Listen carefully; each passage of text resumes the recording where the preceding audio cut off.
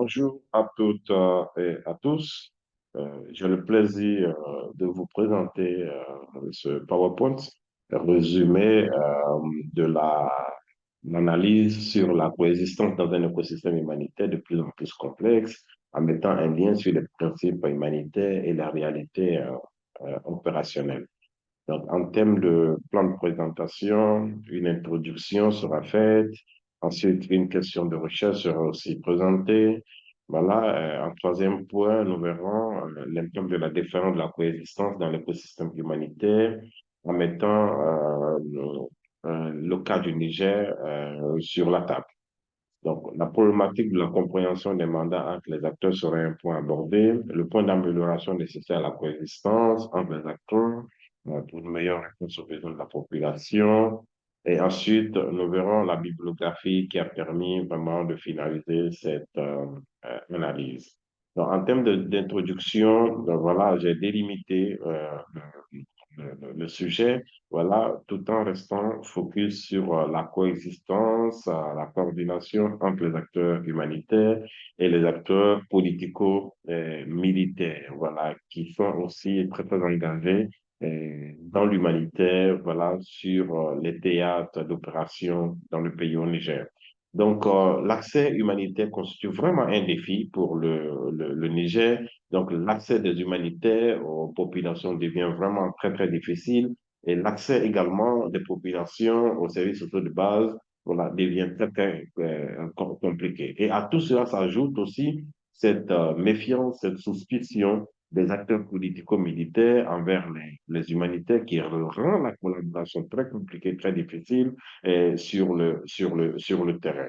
Donc, pour cette analyse, nous avons vraiment mis un accent sur cette coexistence, cette collaboration qui peut exister entre les acteurs humanitaires et les acteurs politico-militaires sur le terrain dans nos zones d'intervention.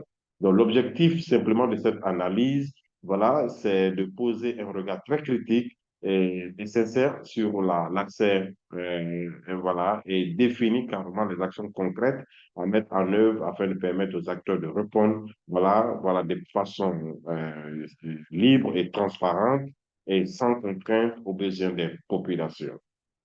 Donc, tel que mentionné, la question de recherche a été libellée comme suite, l'impact des contraintes liées à l'accès humanitaire sur les populations dans le besoin, dans un environnement opérationnel avec un mécanisme de coordination, coexistence défaillant entre les différents acteurs. Donc, comme la méthodologie l'indique, j'ai plus travaillé sur une analyse beaucoup plus qualitative que quantitative, tout en mettant l'accent sur une analyse contextuelle avec la valeur ajoutée, la spécificité des mandats des humanitaires et aussi les mandats des acteurs de collaboration à travers les revues documentaires voilà, que j'ai pu faire. Et également, en termes de méthodologie, voilà, l'analyse a mis l'accent sur les contraintes qui existent et les conséquences de ces contraintes-là sur les populations qui sont dans le besoin.